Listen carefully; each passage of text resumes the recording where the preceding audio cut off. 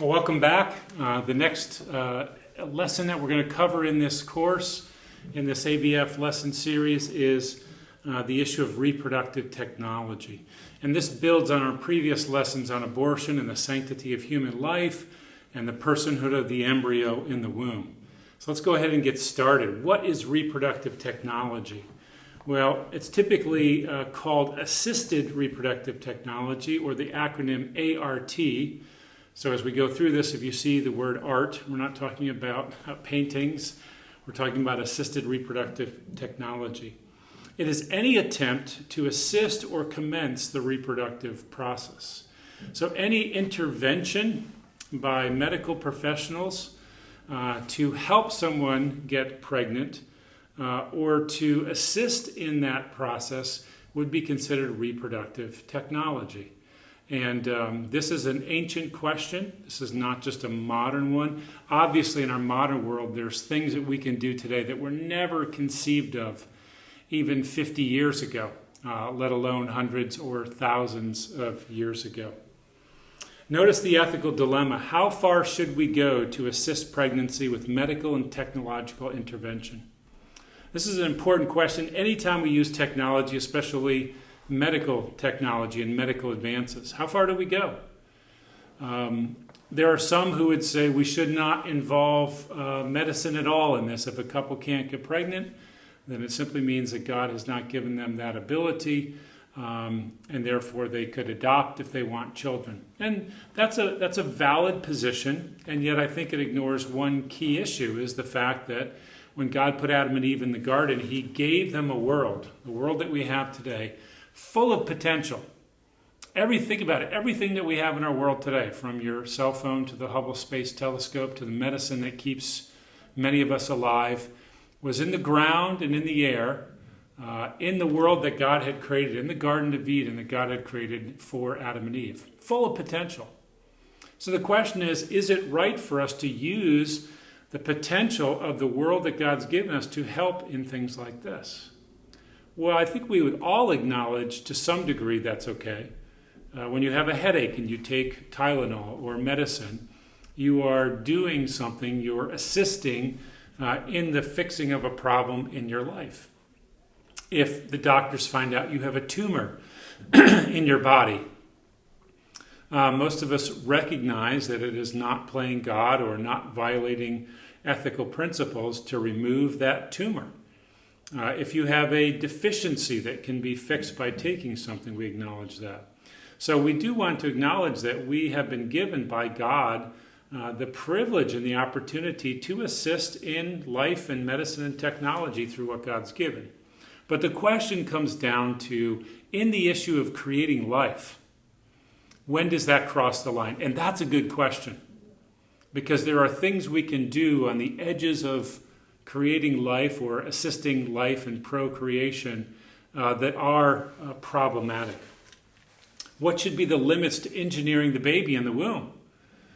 These days, with gene editing, a new procedure, relatively new, doctors can go into a mother's womb while the baby is still an embryo and can adjust things in the baby. They're getting to the point now where they can edit out gene sequences that might cause a disease, or surgery can be done in the womb to change things. Most of us would acknowledge that's a good thing, but the question is, how far will we go? If a parent says, I really want my child to have green eyes, is it ethical for a doctor to go in and edit the genes in that embryo in the womb to give that baby green eyes? This is what we call designer babies. Does that cross the line where we are beginning to play God and choosing, selecting, designing our children to be what we want them to be? And what are the ethical limits of eliminating disease and enhancing human life? In other words, how far will we go to seek to stave off death and disease? Again, most of us realize that there's a wide range of things that we can do. In fact, a recent trend among women who have been found to have the gene that makes breast cancer highly likely is many of them will do a preemptive mastectomy to remove their breast tissue to avoid that cancer. most people would recognize, well, that's a troubling decision, and yet we can see why that would be good, because it would spare that woman having to endure that cancer. But the question is, how far will we go with that?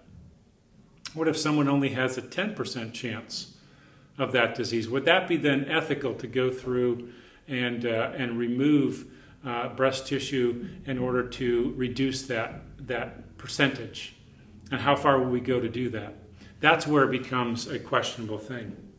So a few things about assisted reproductive technology. The debate about this began with the question of the morality of artificial insemination, especially by sperm that was not of a woman's husband.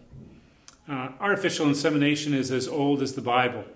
We see in Genesis chapter 30 where Joseph, while he's taking care of his father-in-law Laban's flocks, he begins to separate out certain animals and to breed them in a way that's to his own advantage. Jacob. I'm not sure if I said Joseph, but I meant Jacob. And so artificial insemination has been practiced around the world, especially when it deals with animal husbandry. But the question is, now that we can do this with human beings, what are the limits of that? There are some cases where a husband and wife cannot get pregnant through natural means, and so a doctor can take a sperm from a husband and an egg from a wife and combine those and implant that fertilized egg, that embryo, into the wife's uterus in order to be born. That is not so problematic as this issue here. What if the woman can't provide an egg? What if the husband can't provide sperm? Is there anything unethical about taking someone else's? And that's where we begin to cross the line and ask the question, are we seeking to play God? Are we going too far? What are the implications of this? Notice the standardization of IVF, in vitro fertilization, barely registered any concern by the Christian community in the United States when it first became available, I believe in the 1970s and 1980s. In other words, Christians didn't say much about it.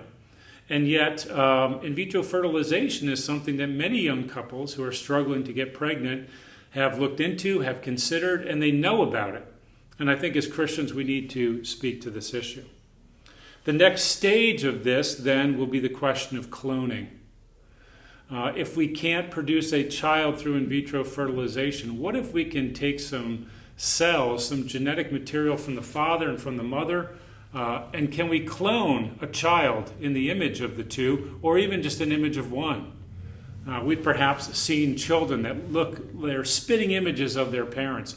But what if they were an exact replica?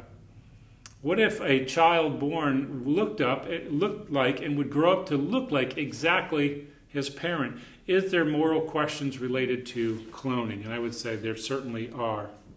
Notice the history of this. It began in the 1890s at Cambridge University with rabbits.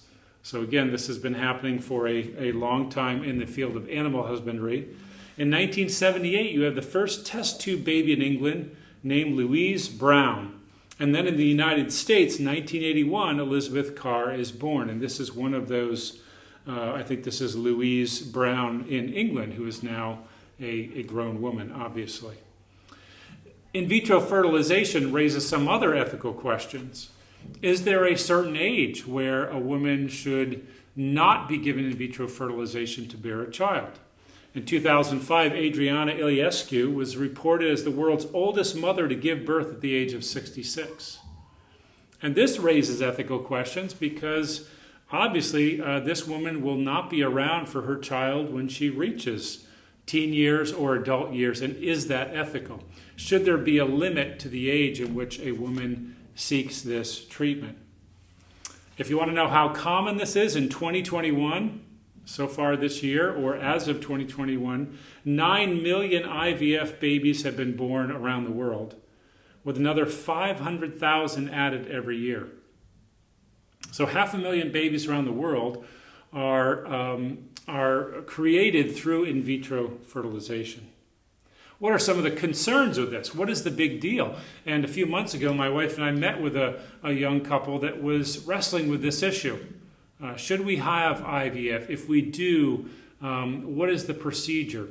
Most often in vitro fertilization cycles, multiple eggs are fertilized, and so you have multiple embryos that are frozen until they're ready for use.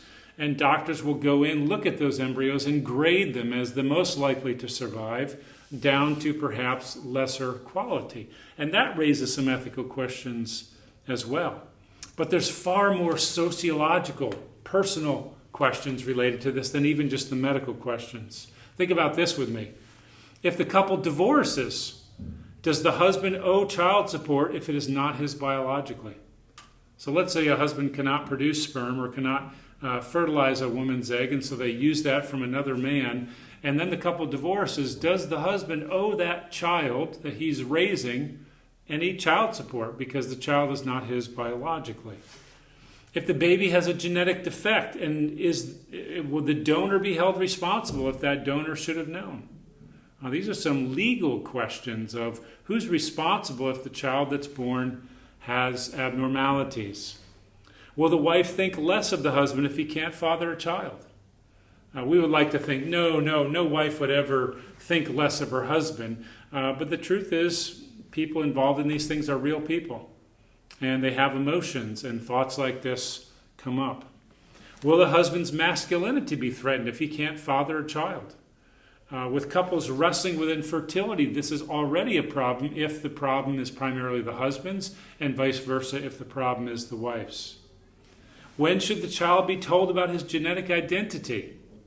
That is, we don't often think in situations like this because it's such an amazing technology to allow people who can't have babies naturally. We don't think about the effect this could have on children. So here's a quote from a young girl, teenage girl, after she found out that she was conceived via in vitro fertilization. She says, "I hate my conception. My biological father sold his sperm when he was in medical school. He was told what a wonderful altruistic act he was doing and praised for being so generous to a poor infertile family. He was also promised anonymity. My parents bought that sperm and a doctor used it to inseminate my mother. Anonymous arrangements sell best, are least complicated, so here I am, the daughter of my mother, and a stranger she never hoped to meet, being raised by a man who had enough money to purchase my existence." This is the kind of thing, when we talk about IVF, we don't often think about. What effect will this have on children and their understanding of themselves? Notice this. She says, "I was also shocked to find out what a huge number of donor-conceived half-siblings I probably have living near me. At least 20, maybe over 50. And here's the sad conclusion. I love them and miss them without even knowing them." That is, here's a girl that realizes I can have half-brothers and sisters all around me that may have been conceived using the same sperm as the donor that impregnated my mom, and I will never know these people, even though genetically they are my siblings. This is the kind of thing to consider in this action. Notice then, IVF, in vitro fertilization, is the technique of fertilizing an egg in an artificial environment outside the body. So sperm from a man, whether the husband or someone else, egg from the mother, whether the woman or not, are put together in an artificial environment. We used to call these test tube babies, but it's not really done in a test tube. And once the embryo is created and it is ready, then it is implanted in the mother's womb. Around 306,000 cycles of treatment were performed in the U.S. in 2018, resulting in more than 80,000 live births. So you can see very clearly here that not every cycle of in vitro fertilization works. Only about 1 in 3.5 work, if I'm doing my math correctly. The effectiveness rate of this decreases with age. Under 35 years old, there's a 48% success rate. Over 40, only a 16% success rate. So in vitro fertilization has a much greater chance of taking place when a woman is young. Now here's the problem in our world today. As you may know, people are getting married later and later. I think 50 years ago, the average age of marriage for men was between 24 and 25 years old, and for women between 21 and 22 years old. Now the average age of marriage for men is way over 30. I think it's 31 or 32, and for women between 28 and 29. As a result, then, by the time the couple is ready to have children, the woman's fertility is greatly declined, hence the rise in vitro fertilization. Because when a cycle of in vitro is performed, many embryos are created, the vast majority are discarded. That is because a cycle of in vitro fertilization costs so much money. They typically harvest a number of eggs, fertilize a number of embryos, and then they choose the best one to implant at the woman. If she wants more children, she can go back to that original store of embryos created. But the truth is the vast majority of them are discarded because it is more cost efficient to create many embryos, but most couples don't want more than a few children. So multiple embryos are implanted in a cycle, and if more than one attaches to the wall of the uterus, the extras are eliminated. And doctors will choose which ones to remove and eliminate. There's legal concerns here and moral concerns. The average cost of a cycle is about $15,000, and most women need more than one cycle to conceive. As we asked before, should women over a certain age be allowed to try this? Whose property is the embryo?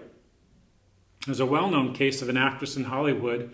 She and her husband had in vitro fertilization done, and then they divorced. She doesn't want any more children. He, however, does, and the embryos are part his. They're part of his DNA. And yet she has sued to block him from being able to use the embryos with his new wife. This is where the human embryo then becomes commodified. It becomes a piece of property, and the question is, who owns that? If a couple divorces, who has custody? In 1992, the case of Junior and Mary Sue Davis divorced after 9 years, and each fought to keep the other from gaining custody of the embryos. Can embryos be legal heirs to an inheritance? There's a famous case of the millionaires Mario and Elsa Rios who had IVF done, but were then killed in a car accident. So the embryos still remain, and the father of the embryos was not Mario, so there was a sperm donor. And the question is, can the embryo, which would be their legal heirs if they were brought to term as children, could the embryos be an heir, and does the inheritance in any way go to the biological father? And who would decide the fate of the embryos? We could multiply these scenarios 10 times over. The point there is simply, once we begin to involve ourselves in procreation, the ethical questions multiply. It doesn't necessarily mean that in vitro is wrong in every case, but it does raise scenarios that should make us much more cautious toward any kind of intervention like this.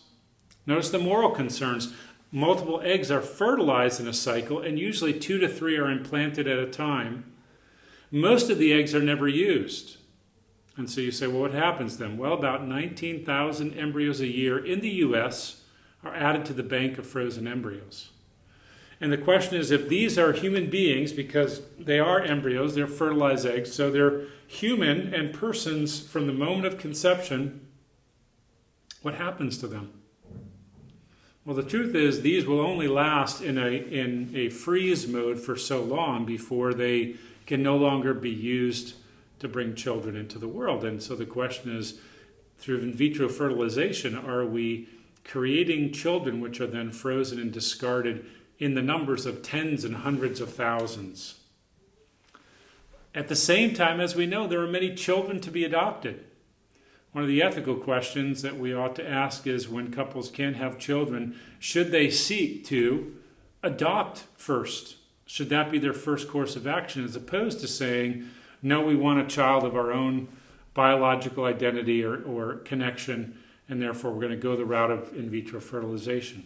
Again, we should never presume to know the motivations of people. As Christians, we should be very careful not to condemn people who make these choices.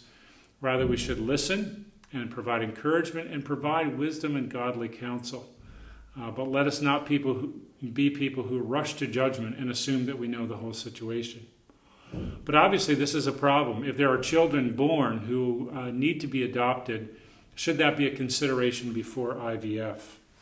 It could be a slippery slope toward designer babies. In other words, this could very easily become the kind of thing where a doctor can not only tell you, okay, we did a cycle of in vitro fertilization, but here are the 6 embryos we created. Would you like to know which are boys and which are girls? What color eyes they're going to have? What color hair? Will they be tall or short? We're not quite at that stage yet, but we're getting very close to it. And the question is that ethical? But then again, when people adopt children, I've been told recently by friends of ours that are adopting children, they look through basically a catalog of children and pick and choose which ones they want. So there are real strong ethical considerations here, even with adoption. Again, this does not mean that we shouldn't do these things. It means we should be cautious in doing them. Here's an interesting case. There was an embryo created in 1992, and in 2020, a woman adopted that embryo and brought it to term. And the baby is the woman's 18 months older than the baby. In other words, the woman was born in 1990, and it wasn't until 2020 she decided to adopt this embryo, which, if we understand the embryo as beginning of life when it's created, 1992, this child, in essence, is 18 years old by the time it's born, 28 years old by the time the child is born. In essence, it's been around that long. What are the ethical implications of that? Let's move on to another issue related to this, surrogate mothering. And maybe your head's spinning and you're saying, Mark, too much. I realize that. I would just like to raise these questions so that we can think about them as Christians, because I know in many churches there are believers, good Christians, who have chosen the path of in vitro fertilization, and their children that have been conceived by IVF. Now again, let me say this, it's not our business to snoop into that.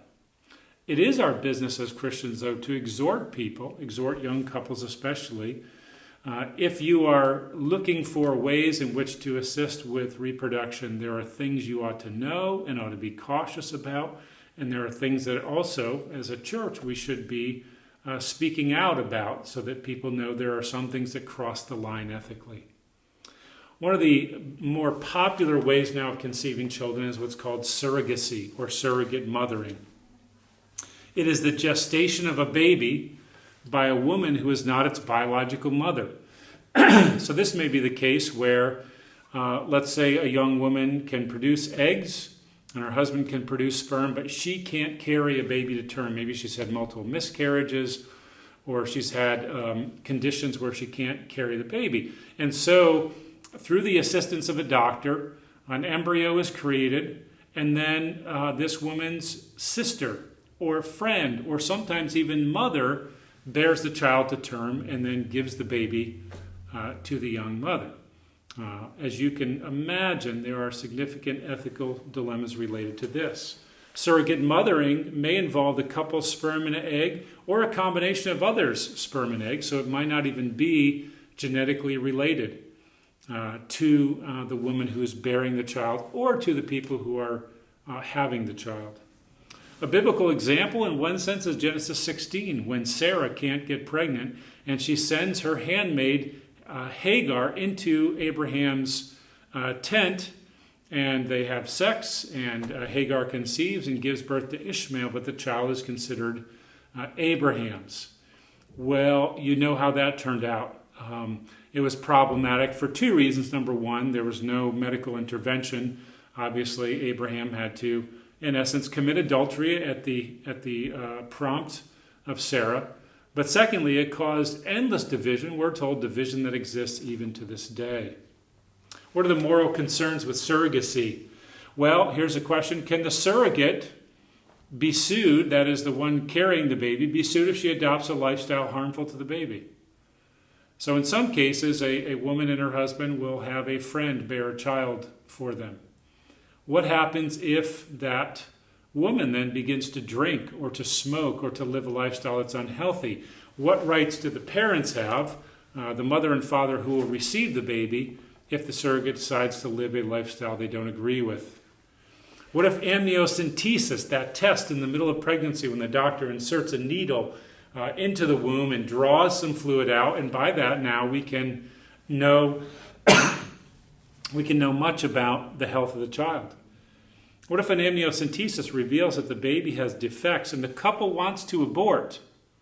And say, we don't want a baby with defects, but the surrogate doesn't want to abort and says, no, I want to keep this baby. Can the surrogate keep it?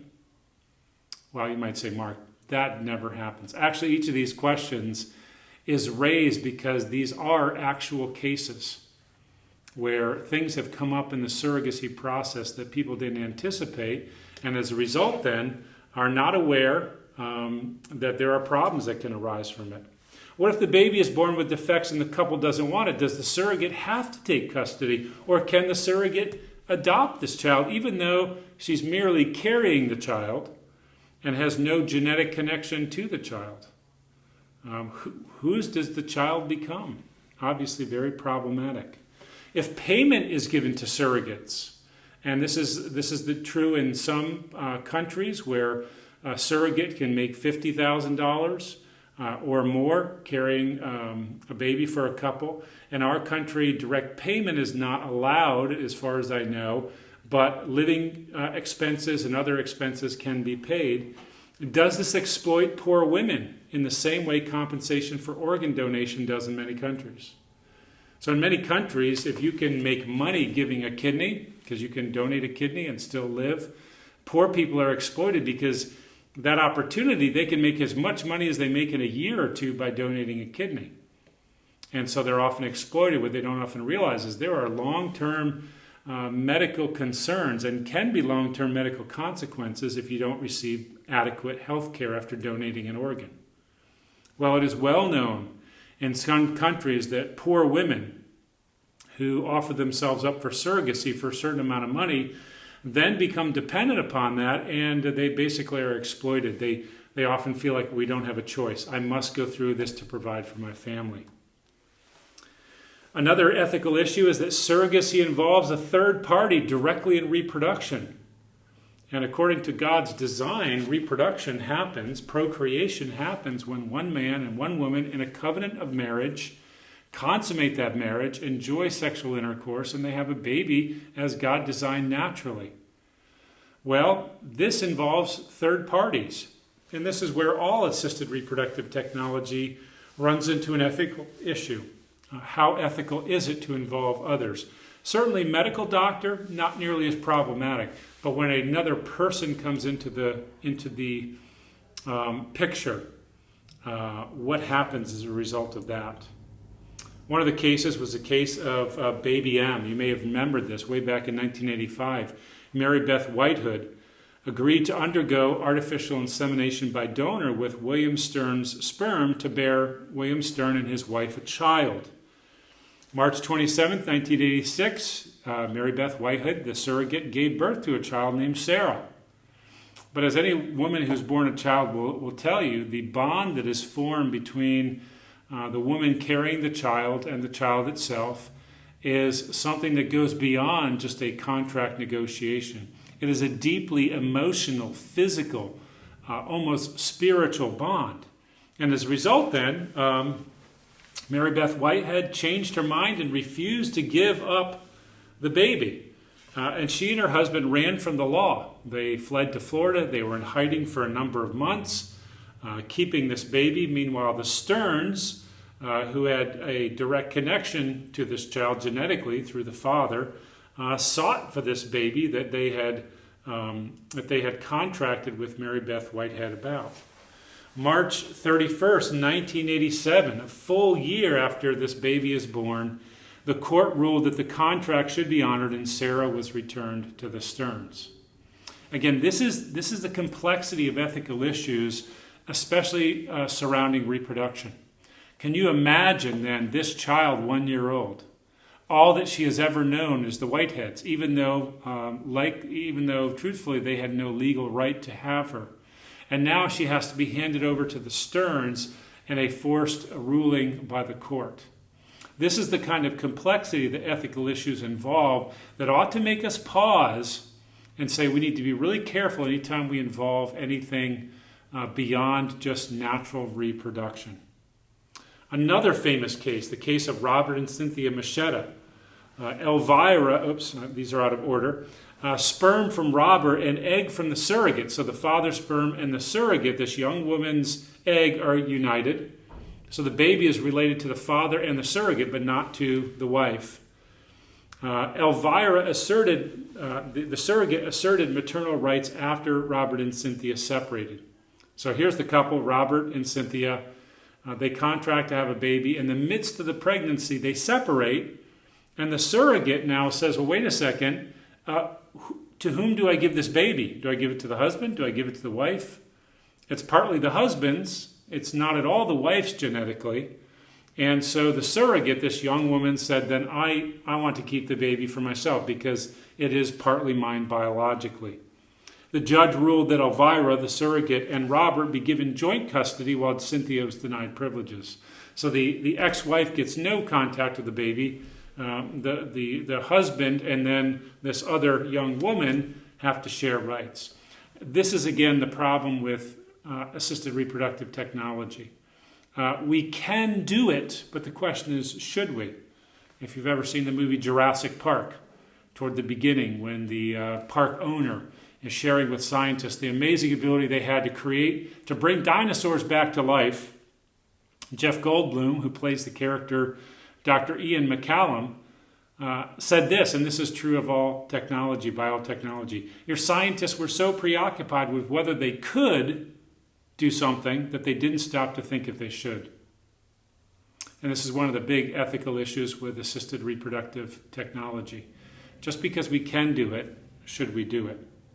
Western culture has been dominated for 200 years by the idea that if something can be done, it should be done. C.S. Lewis, the famous Christian apologist, exposed this for what it is. It's the rule of some men over other men. And he's talking about the technological imperative, that if we can do it, we should, without taking into consideration the ethics. Lewis said, what we call man's power over nature turns out to be a power exercised by some men over other men with nature as its instrument. And certainly in the case of assisted reproductive technology, at the very least, the person who is having exercised power exercised over them is the baby that is being produced. And ultimately, the problem with this is that it commodifies the human body. Commodification, turning something like human life into something that can be bought and sold. Commodification of any part of a human, whether a baby, a uterus, or sperm, treats them as means to another's end. In other words, they become something that other people use to get what they want, and not ends in themselves. Their value is reduced to an economic exchange. This is why, as Christians, we should not blithely go into modern reproductive technology and say, well, whatever, God will bless it all. No, there are serious implications that ought to make us take this very seriously and be very cautious and reluctant to move beyond anything that values the sanctity of human life and turns it into a commodity to be manipulated or to be bought and sold. What are the limits then? Here's some conclusions. You might be wondering, so Mark, what do we think about this? What should we do? Well, here are my conclusions about this. I believe that reproduction should not be separated from marriage or sex. In other words, I don't believe that it is moral for in vitro fertilization or surrogacy or even adoption to be happening outside of a covenantal marriage between one woman and one man. Have there been children raised by single parents or even gay parents who have turned out right? Yeah, absolutely. I've met some. We have some at Lancaster Bible College. Does that make it right? And my answer would be no, it does not. That God created from the beginning children to be born and raised in homes with one man and one woman. And when that happens, even though certainly there are problems and can be problems in a heterosexual marriage, in a traditional family, the rate of those problems is so much lower because it at least fits into God's original design. Secondly, third parties should not be brought into the reproductive act without serious consideration. I think this is certainly the case of surrogacy. I cannot see any case where surrogacy is something that is wise to do. Without question, invariably, the woman who bears a child in her womb and then gives it away faces emotional consequences that simply do not warrant the act itself. And that child grows up knowing, oh, my aunt is also really my mother, or my grandmother is also my mother. The confusion that sets in on the child, I think, is something best to be avoided. Even with in vitro fertilization, great care should be taken to minimize any involvement that is unnecessary outside of the husband-wife relationship. Thirdly, assisted reproductive technology should not create embryos that won't be brought to term. So here's what I tell Christian couples that ask me about this, and I have had some ask me. I say, listen, if you're going to do in vitro fertilization, then against the doctor's recommendations, you should only have a number of embryos created that you can fully carry to term. So typically a number of embryos are created, they're frozen, and most of them are discarded. If a Christian's going to do IVF, then I believe that they ought to ask themselves, how many children do we want? 2, 3, 4? And only make those embryos and then commit to having each of those brought to term. No Christian can, in good conscience, leave an embryo behind, or have an embryo implanted and then, or multiple embryos implanted, then have some eliminated, because that is essentially abortion. So I take a strong stand on this, is that if modern technology is going to be used, reproductive technology, then we ought to honor the principle that life begins at conception. And then finally, assisted reproductive technology and contraception should not destroy any stage of human development, from fertilized eggs through viable baby in the womb, including embryos. Here's my caution, even with in vitro fertilization. A couple can say, we want 3 children, so we're only going to have 3 embryos created, and we're going to commit to carrying all those to term. Here's the concern. Something could happen. The wife could be in a car accident, lose her ability to bear children. The wife could die. They could, in the future, not have the financial resources to have those other children. So even in that case, which I find to be a possibility of being ethical for Christians, we need to acknowledge this is a risk. And would it be better to obtain children some other way, through adoption, through something like that? There's even such things as called snowflake adoptions, where couples that can't have children will say, rather than create embryos of our own and take the chance that something might happen that we can't bear them all, let us adopt an embryo that's been abandoned by their parents. And that's why they're called snowflake embryos, because these are frozen embryos. The parents who created those no longer want them. They've had the limit of their children, and this embryo will remain frozen until it is unable to be used, and people are adopting frozen embryos and bringing them to term. There are a number of children in the U.S., several thousand. And this is mostly being done by Christians who acknowledge life beginning at conception. So this is an incredibly detailed and complex issue, but I hope I've given you something to think about, and let us pray that God will help us to establish a biblical mindset, thoroughly biblical, consistent mindset about life at the beginning. Thank you.